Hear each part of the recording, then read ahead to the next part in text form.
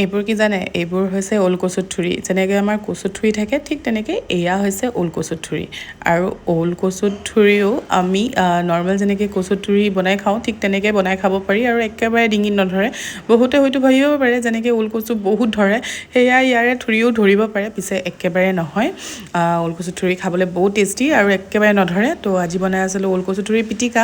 তো এয়া পিটিকা বনাবলৈ প্ৰথমতে কচুৰ থুৰিখিনি খুব ধুনীয়াকৈ বাছি লৈ তাত সৰু বিলাহী যিহেতু নাছিলে মই মিডিয়াম সাইজৰ বিলাহী দুটা দিছিলোঁ, জলকীয়া, নহৰু আৰু লগতে হালধি, নিমখ আৰু অকণমান সৰু মাছ গোটেইখিনি দি তাত অকণমান কেঁচা তেল দি ধুনীয়াকৈ মই মানে কলপাতেৰে বান্ধি লৈছোঁ আৰু টাৱা এখনতে অকণমান তেল দি তাত সেইখিনি সিজিবলৈ দিলোঁ।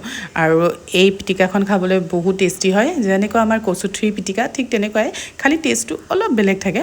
আৰু ইয়াত নেমু অকণমানো দি দিছোঁ, কাৰণ কিয় যিহেতু অলপ অলপ বৰষুণ পৰি আছে ডিঙিত ধৰিব বুলি ৰিস্ক ল'বলৈ নাই।